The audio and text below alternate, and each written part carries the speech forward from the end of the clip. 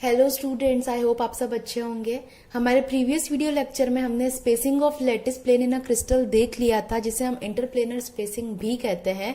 हमारा आज का जो वीडियो लेक्चर है उसमें हम देखेंगे characteristics of simple crystal structure. हमारा जो सिंपल क्रिस्टल स्ट्रक्चर होता है, क्रिस्टल स्ट्रक्चर क्या होता है ये हम पढ़ चुके हैं। तो हमारा जो सिंपल क्रिस्टल स्ट्रक्चर होता है उसकी कुछ कैरेक्टरिस्टिक्स होती है, यानी कि उसके कुछ गुणधर्म होते हैं, उनको आज हम लोग स्टडी करने वाले हैं। ये टॉपिक हम दो पार्ट में डिवाइड करके पढ़ेंगे। टोटल जो number of characteristics for crystal structure होती है वो 6 होती है। आज हम लोग 3 कैरेक्टरिस्टिक्स पढ़ लेंगे और हमारे जो नेक्स्ट वीडियो है उसके अंदर अगली 3 कैरेक्टरिस्टिक्स हम लोग पढ़ लेंगे। ओके, और आज की जो कैरेक्टरिस्टिक्स होगी वो मैं आपको ट्रिक से भी बताऊंगी, तो प्लीज बने रहिएगा। तो फर्स्टली हम जो क्रिस्टल स्ट्रक्चर होते हैं उनको डिवाइड करते हैं, तो ब्रॉडली उनको 2 पार्ट्स के अंदर क्या करते हैं, क्लासिफाई करते हैं। हमारा जो फर्स्ट पार्ट है वो है क्लोज पैक्ड स्ट्रक्चर और जो सेकंड पार्ट है वो होता है लूज पैक्ड स्ट्रक्चर। देखो थोड़ा बहुत तो हमें नाम से पता चल रहा है, ऐसे स्ट्रक्चर जो क्लोजली बाउंड हो, यानी कि जो काफी नजदीक हो। नाम से पता चल रहा है कि फर्स्ट जो हमारा है क्लोज पैक्ड, यानी कि उसके अंदर जो एटम्स होंगे क्रिस्टल के अंदर वो काफी क्लोजली बाउंड होंगे या फिर काफी नजदीक होंगे। और लूज पैक्ड का मतलब रहता है कि वो क्या होंगे, थोड़े कंपेरेटिवली थोड़े थोड़े दूर होंगे, है ना। तो अब इसके कैरेक्टरिस्टिक्स जो है थोड़े से वो हम देख लेते हैं। फर्स्ट क्लोज पैक्ड स्ट्रक्चर जो होते हैं वो मोस्टली मोनो एटॉमिक क्रिस्टल के अंदर पाए जाते हैं, यानी कि एक ही तरह के उसके अंदर क्या रहेंगे, एटम है। जैसे कि सोडियम है तो सिर्फ सोडियम ही रहेगा, या फिर मेरे पास में आयरन है तो सिर्फ आयरन ही रहेगा। एक ही तरीके के उसके अंदर क्या रहेंगे, एटम्स रहेंगे। वाइल जो लूज पैक्ड स्ट्रक्चर होते हैं वो mostly found in a poly atomic crystal, यानी कि जैसे कि क्रिस्टल ऑफ NaCl, नमक का जो क्रिस्टल होता है वो, इसके अंदर सोडियम भी है और साथ में क्लोरीन भी है, तो ये क्या रहेगा, लूजली पैक्ड रहेगा। और एक सिर्फ मैं क्लोरीन को देखूं या सिर्फ एक सोडियम को देखूं तो वो क्या हो जाएगा, मेरा क्लोज पैक्ड स्ट्रक्चर। ठीक है। उसके अलावा जो हमारे क्लोज पैक्ड स्ट्रक्चर होते हैं उसके अंदर मेटेलिक बाइंडिंग होती है। बाइंडिंग कैसी होती है, मेटेलिक होती है। और इसका जो कोऑर्डिनेशन नंबर होता है वो हमेशा 12 रहता है। कोऑर्डिनेशन नंबर क्या होता है, ये कैरेक्टरिस्टिक्स है क्रिस्टल की, वो हम आगे देखेंगे। तो अभी के लिए जस्ट इसकी वैल्यू देख लीजिए आप। इसका जो कोऑर्डिनेशन नंबर की वैल्यू होती है वो 12 होती है, किसमें, क्लोज पैक्ड स्ट्रक्चर में। और इसका जो पैकिंग फ्रैक्शन होता है, packing fraction is also other characteristics of a crystal, वो भी हम आगे पढ़ेंगे। तो पैकिंग फ्रैक्शन की जो वैल्यू होती है दैट इज ग्रेटर देन और इक्वल टू 0.74। और on the other hand loose packed structure के लिए यही वैल्यू क्या करती है, थोड़ी वेरी करती है। लूज पैक्ड स्ट्रक्चर के लिए जो कोऑर्डिनेशन नंबर की वैल्यू होती है वो हमेशा 12 से कम होती है, जबकि क्लोज पैक के अंदर किसके बराबर रहती है, 12 के बराबर रहती है। पैकिंग फ्रैक्शन इसके अंदर क्या रहता है, या तो ग्रेटर रहेगा 0.74 से या इसके बराबर रहेगा, जबकि लूज पैक के अंदर जो पैकिंग फ्रैक्शन है वो 0.74 से हमेशा क्या रहता है, कम देखने को मिलता है। तो अब इसके हम एग्जाम्पल कह लो या इसके टाइप कह लो, उसको देख लेते हैं। तो क्लोज पैक्ड स्ट्रक्चर के अंदर जो टाइप होते हैं वो होते हैं हेक्सागोनल क्लोज पैक्ड स्ट्रक्चर। इसको हम लोग एब्रीविएट करते हैं HCP से। और जो अदर पार्ट है इसका या अदर एग्जाम्पल है वो है फेस सेंटर्ड क्यूबिक स्ट्रक्चर, जिसको हम एब्रीविएट करते हैं FCC से। और on the other hand loose packed structure के जो एग्जाम्पल्स है या फिर जो पार्ट्स है वो है body centred cubic structure abbreviated as BCC and simple cubic structure abbreviated as SCC। अब देखो बच्चों, FCC, SCC, BCC के बारे में तो हमने पढ़ लिया था, लेकिन हेक्सागोनल क्लोज पैक्ड स्ट्रक्चर होगा वो आज ही मैं इस वीडियो में आपको साथ के साथ बता दूंगी।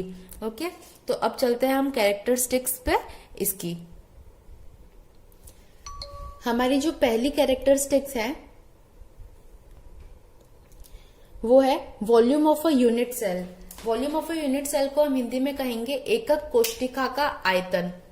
देखो, एकक कोशिका, यूनिट सेल क्या होती है वो हम लोग पढ़ चुके हैं। यूनिट सेल का मतलब होता है एक छोटी से छोटी इकाई जो कि पूरे क्रिस्टल स्ट्रक्चर को बनाने के लिए यूज होती है। अगर मैं ये कहूं कि हम जो दीवार बनाते हैं उसके लिए अगर मैं यूनिट सेल बोलूं तो एक जो सिंगल ब्रिक होगी, एक जो ईंट होगी उसको मैं क्या कह सकती हूँ, यूनिट सेल कह सकती हूँ।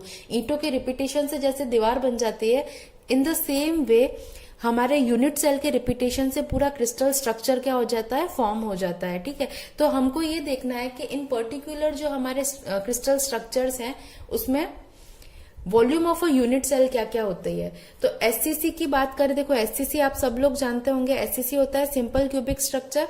तो सिंपल क्यूबिक स्ट्रक्चर के अंदर क्या रहेगा, उसका वॉल्यूम किसके इक्वल रहता है, ए क्यूब के बराबर। यानी कि इनका जो आकार होता है वो किसके किसके जैसा होता है, क्यूब के जैसा होता है। इसका जो शेप होता है वो किसके जैसा होता है, क्यूब के जैसा। और क्यूब का वॉल्यूम किसके इक्वल रहेगा, ए क्यूब के बराबर, अगर उसकी एक साइड की वैल्यू क्या है, स्मॉल ए।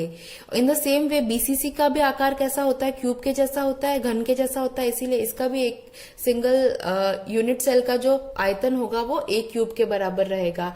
उसके अलावा एफसीसी का भी क्या रहता है, आकार घनीय रहता है या क्यूबिकल रहता है, इसीलिए इसके अंदर भी हमारे पास में किसके बराबर रहेगा, ए क्यूब। हम क्या देख लेते हैं, स्ट्रक्चर देख लेते हैं। एचसीपी का फुल फॉर्म होता है hexagonal closely packed crystal structure. तो हेक्सागोनल है यानी कि षटकोणीय है।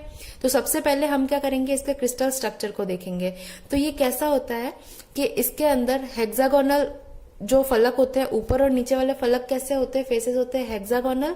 और इसके कॉर्नर्स पर कितने हमारे पास में लैटिस पॉइंट्स होते हैं, देखो 1 2 3 4 5 और 6 लैटिस पॉइंट यहाँ पर नीचे वाले कॉर्नर पर, और 6 ही लैटिस पॉइंट्स मेरे पास में क्या रहते हैं, अपर कॉर्नर पर। उसके अलावा जो मिडल पार्ट रहता है दोनों हेक्सागोनल फेसेस का, उसके सेंटर पे भी क्या रहते हैं, एक एक लैटिस पॉइंट रहते हैं। तो एचसीपी के अंदर मेरे पास में 6 तो यहाँ पे कॉर्नर पर, 6 ऊपर वाले कॉर्नर पर, यानी कॉर्नर्स पर टोटल कितने एटम्स आ गए मेरे पास में, 12 एटम्स आ गए। और जो मेरे फेसेस के सेंटर पर कितने आ गए, 1 and 1 2 एटम्स आ गए। उसके अलावा जो टोटल ये मेरा हेक्सागोनल बॉडी है, उसके सेंटर में भी क्या रहते हैं, 3 लैटिस पॉइंट्स अवेलेबल रहते हैं यहाँ पे, 1 2 and 3। ओके, और इसकी जो हाइट है वो हमने इसकी जो हाइट है हमने स्मॉल सी कंसीडर करी है, और इसकी जो एक साइड है उसकी वैल्यू है स्मॉल ए।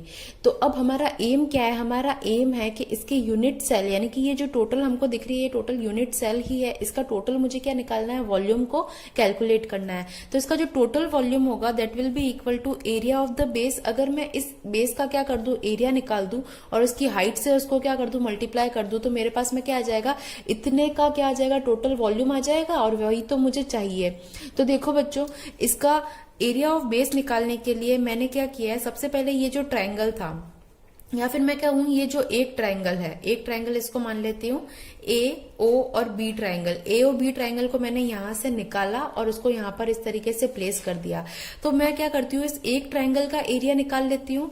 और ऐसे मेरे पास में कितने 6 ट्रायंगल है, 1 2 3 4 5 एंड 6, उसको 6 से मल्टीप्लाई करके, और देन उसको मैं क्या करूंगी, इस हाइट से क्या कर दूंगी, मल्टीप्लाई कर दूंगी। तो मेरे पास में टोटल वॉल्यूम आ जाएगा। तो मैं क्या करती हूँ, सबसे पहले इस एक ट्रायंगल का एरिया निकालती हूँ। तो यहां से इस ट्रायंगल को निकाल करके हमने यहाँ पे ड्रॉ किया है। तो इसकी देखो साइड्स तो किसके इक्वल रहेगी, स्मॉल ए के बराबर रहेगी।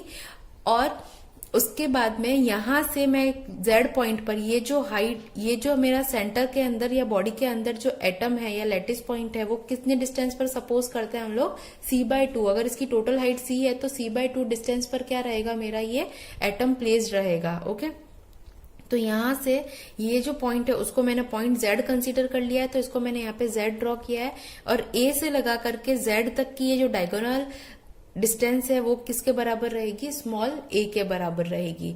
तो आपको ये डायग्राम पूरा क्लियर हो गया। अब इससे हम लोग क्या निकालेंगे, टोटल वॉल्यूम को कैलकुलेट करेंगे। तो यहाँ पे देखो, volume will be equal to area of a base. समझ में आ गया आपको, ये टोटल बेस का एरिया इंटू हाइट। और ये एरिया ऑफ द बेस कैसे निकलेगा, 6, क्योंकि मेरे पास में यहाँ पर 6 ट्राइंगल बन रहे हैं, into area of triangle A O B, A O and B, इसको हमने ऐसे लिखा A O and B triangle. Okay, into जितनी हाइट मेरे पास में बन रही है। अब एरिया ऑफ द ट्राइंगल क्या रहती है, half into base into height. तो यहाँ पर मैंने हाफ लिख दिया, बेस यहाँ पर क्या हो जाएगा मेरा बी ओ, और हाइट मेरी क्या हो जाएगी ए वाई, इंटू हाइट। जो टोटल हाइट है मेरी इस हेक्सागोनल की वो कितनी है, स्मॉल सी, वही यहाँ पे लिख दिया है। अब 6 इंटू हाफ, बीओ की वैल्यू किसकी है, किसके बराबर है, स्मॉल ए के बराबर। और ए वाई की वैल्यू, यानी ए वाई की वैल्यू मैं कैसे निकाल दूंगी, ये देखो टोटल डिस्टेंस अगर मेरे पास में ए है तो बी से लगा करके वाई तक की डिस्टेंस मेरे पास में कितनी हो जाएगी, स्मॉल a/2। अब स्मॉल a/2 ये है, यानी बेस मेरे पास में स्मॉल a/2 हो गया, हाइपोटेनियस मेरे पास में स्मॉल a हो गया। तो मेरे पास में परपेंडिकुलर की वैल्यू क्या आ जाएगी, a√3/2 मल्टीप्लाइड बाय c। अब इसको हम लोग सॉल्व करते हैं। तो जब हम इसको सॉल्व करेंगे बच्चों, तो देखो यहां से दिस विल बी 3 टाइम्स, और यहां पर मेरे पास में आ जाएगा 3√3 divided by 2 A square into C. ठीक है, और ये मेरा क्या आ जाएगा, total volume of unit cell. तो ये मेरे पास में क्या आ गया बच्चों, टोटल वॉल्यूम आ गया यूनिट सेल का, किसके लिए, एचसीपी के लिए। तो एससीसी, बीसीसी, एफसीसी और एचसीपी तीनों के लिए मेरे पास में क्या आ गया, volume of the unit cell आ गया। किसकी टर्म के अंदर आया, सी की टर्म्स के अंदर। तो बच्चों सी की वैल्यू हम लोग जब एक और कैरेक्टरिस्टिक्स देखेंगे वहां से इस सी की वैल्यू को भी रिप्लेस कर सकते हैं, उसमें हम सी की वैल्यू को कैलकुलेट करेंगे। तो यहाँ पे डायरेक्टली मैं सी की वैल्यू रख रही हूं, तो यहाँ पर 3√3 डिवाइडेड बाय 2 ए स्क्वायर, और सी की जो वैल्यू कैलकुलेट होकर के आती है a√8/3। तो इसका जो टोटल कैलकुलेशन करेंगे हम, तो उसके बाद में मेरे पास में वैल्यू आ जाएगी 3√2 a³। ये किसकी वैल्यू आ जाएगी, volume of unit cell for HCP. तो हमारा जो फर्स्ट कैरेक्टरिस्टिक था उसको हमने चारों के चारों क्रिस्टल स्ट्रक्चर के लिए देख लिया, HCC, BCC, FCC and HCP के लिए। अब हम चलते हैं हमारे सेकेंड कैरेक्टरिस्टिक्स पर। देखो बच्चों, हमारा जो सेकंड कैरेक्टरिस्टिक है वो है number of atoms per unit cell, या हिंदी में मैं कहूं तो प्रति एकक कोशिका में परमाणुओं की संख्या। तो देखो इसके लिए एक फॉर्मूला है जो हमारे इनिशियल वाले तीनों के लिए, एचसीसी, बीसीसी और एफसीसी के लिए तो सेम रहेगा, लेकिन एचसीपी के लिए क्या होगा, चेंज होगा। तो एचसीसी, बीसीसी और एफसीसी के लिए इसका फॉर्मूला होता है capital N is equal to NC divided by 8 plus NF divided by 2 plus NI। अब यहाँ पे NC, NF और NI क्या क्या है, देखो NC मेरे पास में number of atom at corner, यानी कि जितने कॉर्नर पर एटम है उसकी वैल्यू किसके बराबर है, NC के बराबर। NF होता है number of atoms at face, जितने भी फेसेस रहते हैं क्रिस्टल स्ट्रक्चर के उस पे अगर मेरे पास में नंबर ऑफ एटम प्रेजेंट है तो वहां पर उसकी वैल्यू बराबर होगी NF के। और NI होता है number of atoms at body, मतलब इनसाइड द बॉडी आ जाएगा यहाँ पर, है ना। एट बॉडी नहीं करके हम लोग क्या कर सकते हैं, इन द बॉडी या इनसाइड द क्रिस्टल बॉडी, तो वो होता है NI की वैल्यू। तो देखो बच्चों हमने यहाँ पर 8 क्यों लिया है, 8 इसीलिए लिया है क्योंकि एचसीसी, बीसीसी और एफसीसी के अंदर कॉर्नर्स के जो एटम रहता है उसका एक एटम कितने एटम से घिरा हुआ रहता है, 8 एटम से घिरा हुआ रहता है। इसीलिए हम यहाँ पर उसका करते हैं 1/8। या फिर मैं ऐसा कहूं कि जस्ट मेरे पास में 1/8 पार्ट ही क्या रहता है, क्रिस्टल के अंदर उपस्थित रहता है, और उसका जो बाकी का पार्ट है ना, 7/8 पार्ट क्या रहता है, क्रिस्टल के बाहर रहता है कॉर्नर पर, इसीलिए यहाँ पर 8 लिया है। और in the same way HCP में क्या होता है, एचसीपी में NC/6 आता है क्योंकि इसके अंदर हेक्सागोनल जो पार्ट है उसके अंदर 1/6 पार्ट ऑफ एटम ही क्या रहता है, कॉर्नर के अंदर कंसीडर होता है। बाकी के जो 5/6 पार्ट है वो क्या रहता है, हमारे एक क्रिस्टल से बाहर रहता है। इसीलिए यहाँ पे NC/6 आया है और यहाँ पर NC/8 आया है, और रिमेनिंग फॉर्मूला जो है वो दोनों के लिए क्या है, सिमिलर है। ओके, तो अब हम इस फॉर्मूले में जस्ट वैल्यू पुट करके एचसीसी और इन फॉलोइंग जो क्रिस्टल स्ट्रक्चर है उसके लिए number of atoms per unit cell को कैलकुलेट करेंगे। तो सबसे पहले निकालते हैं हम एचसीसी के लिए।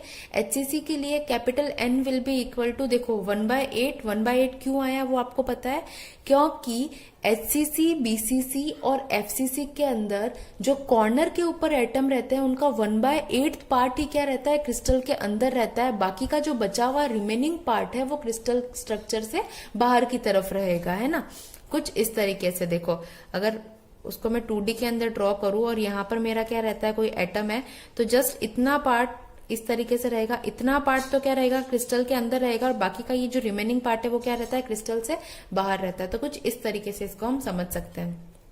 तो N will be equal to 1/8 into, यहाँ पर 8 क्यों आया है, क्योंकि एचसीसी के अंदर number of atoms at corner कितने होते हैं, 8, ऊपर की तरफ 4 और नीचे की तरफ 4, तो टोटल होगा 8, plus number of atoms at face divided by 2, number of atom face के अंदर होते ही नहीं है एचसीसी के अंदर, तो यहाँ पर 0 आ गया, plus number of atoms inside the body भी मेरे पास में क्या रहती है, 0, तो यहाँ पर मेरे पास में कैपिटल N की वैल्यू किसके इक्वल आ गई, 1 के इक्वल, किसके लिए, एचसीसी। तो समन्वय इसके लिए मेरे पास में क्या वैल्यू आ गई, 1 वैल्यू आ गई, number of atoms per unit cells. अब हम लोग इसी तरीके से बीसीसी के लिए निकालेंगे। 8 इंटू 1/8, 8 क्यों आया ये आपको पता ही है, प्लस NF। देखो बीसीसी के अंदर फलक पे या फेस पे कोई भी एटम नहीं होता तो यहाँ पर 0 आ गया, लेकिन बीसीसी के अंदर एक जो एटम होता है वो क्या होता है, इनसाइड द बॉडी प्रेजेंट होता है, इसीलिए यहाँ पर हमने 1 लिख दिया। तो यहाँ का 1 + 1, यहाँ पे इसकी वैल्यू किसके इक्वल आ गई, 2 के इक्वल। अगेन हम लोग देखेंगे एफसीसी के लिए। तो एफसीसी के लिए मेरे पास में 8 इंटू 1/8 प्लस, अब एफसीसी के अंदर हर एक फेस पे एक एक मेरे पास में एटम प्रेजेंट होता है, तो total number of faces cube के लिए कितनी होती है, 6। तो 6 डिवाइडेड बाय 2 और प्लस 0, बॉडी के अंदर कुछ भी किसी भी प्रकार का एटम नहीं प्रेजेंट होता है। तो यहाँ पर हम लोग कैलकुलेट करेंगे तो देखो बच्चों 1 यहाँ से निकलेगा और 3 यहाँ से निकलेगा। 3 + 1 विल बी इक्वल टू 4। किसके लिए, एफसीसी के लिए। अब हम लोग आगे बात करते हैं एचसीपी के लिए। तो देखो इसका फॉर्मूला तो मैंने आपको समझा दिया था, क्यों यहाँ पर मैंने 1/6 लिया। तो अब यहाँ पे एनसी यानी कि number of atoms at corner देखना है। तो यहाँ पर हम लोग देखो कैलकुलेट करते हैं number of atoms at corner. तो कॉर्नर पर देखो, ऊपर वाले कॉर्नर पर देखो 1 2 3 4 5 6 ऊपर और 6 नीचे, तो टोटल कितने हो गए मेरे पास में 12। अब बॉडी के अंदर कितने हैं, 1 2 3 बॉडी के अंदर है और फेस के ऊपर कितने हैं, 2। तो बस इन सभी को हम लोग फॉर्मूला में लिख देंगे। कॉर्नर के ऊपर मेरे पास में 12 है, फेस के ऊपर मेरे पास में 2 है, एक ऊपर वाले फेस पे और एक नीचे वाले फेस पे, प्लस बॉडी के सेंटर के अंदर है इनसाइड द बॉडी कितने हैं, 3 है। इसको जब हम कैलकुलेट करेंगे तो यहाँ इनकी वैल्यू किसके बराबर आ जाएगी, 6 के बराबर। तो आई होप आपके जो सेकंड कैरेक्टरिस्टिक थे वो समझ में आ गई होगी, number of atoms per unit cell. अब जो हमारी थर्ड कैरेक्टरिस्टिक्स आती है वो काफी इंपॉर्टेंट है, वो है कोऑर्डिनेशन नंबर, या हिंदी में हम जिसे कहते हैं समन्वय संख्या। देखो समन्वय संख्या को हम लोग एकदम लेमैन लैंग्वेज में कैसे समझ सकते हैं कि कोई भी एक परमाणु क्रिस्टल के अंदर कितने दूसरे परमाणुओं से घिरा है, उसी को उस क्रिस्टल की क्या कहेंगे हम, समन्वय संख्या या कोऑर्डिनेशन नंबर कहेंगे। और इसकी डेफिनेशन को हम ऐसे डिफाइन कर सकते हैं कि it is defined as the number of nearest neighbouring atoms surrounding each atom in a lattice. किसी भी एक जालक के अंदर कितने नियरेस्ट नेबरिंग है, कितने उसके पड़ोसी एटम्स है जो उसको क्या हुए हैं, घेरे हुए हैं, उसी को हम लोग क्या बोलते हैं, कोऑर्डिनेशन नंबर। तो अब इस कोऑर्डिनेशन नंबर को हम एससीसी, बीसीसी, एफसीसी और एचसीपी चारों के लिए क्या करेंगे, ट्रिक से याद करेंगे। तो देखो अब हम देखते हैं क्या ट्रिक है इसके लिए। तो ट्रिक को रखने के लिए हमको प्लेस वैल्यू सबकी याद होनी चाहिए। देखो बच्चों, प्लेस वैल्यू के लिए मेरे पास में क्या हो जाएगा, सबसे पहले मैं लिख देती हूँ एचसीसी, देन मैं लिख देती हूँ बीसीसी, उसके बाद में एफसीसी और उसके बाद में एचसी एंड पी। अब यहाँ पर जो मेरे पास में अल्फाबेट्स होते हैं उसकी प्लेस वैल्यू, जो छोटे छोटे अल्फाबेट्स है जस्ट उन्हीं की। अब मेरे को ये पता है ए जो होता है 1 नंबर पे आता है, बी 2 नंबर पे, सी 3 नंबर पे, एंड सो ऑन। ऐसे करते करते मेरे पास में जो एच होगा वो कितने नंबर पे आएगा, 8 नंबर पे आता है। और एफ भी है कंसिडरेशन में, तो एफ आता है मेरा 6th नंबर पे। ये सारी प्लेस वैल्यू आप लोगों को पता ही होगी। अब इन प्लेस वैल्यू से ही हम क्या निकालेंगे, इसका कोऑर्डिनेशन नंबर निकालेंगे। देखो एससीसी के लिए मैं एस को क्या कर दूंगी, छोड़ दूंगी, एस को ध्यान नहीं देंगे। अब यहाँ पर देखो सी एंड सी की जो प्लेस वैल्यू है वो है 3 और इस सी की भी प्लेस वैल्यू कितनी है, 3। तो यहाँ पर इसका कोऑर्डिनेशन नंबर हो जाएगा 3 + 3 = 6। किसके लिए, एचसीसी के लिए। तो हमारा फर्स्ट एचसीसी क्लियर हो गया। कोऑर्डिनेशन नंबर कितना आ जाएगा इसके लिए, 6। अगेन जो सेकंड है मेरा बीसीसी के अंदर मैं क्या करूंगी, इन तीनों को कंसीडर करूंगी।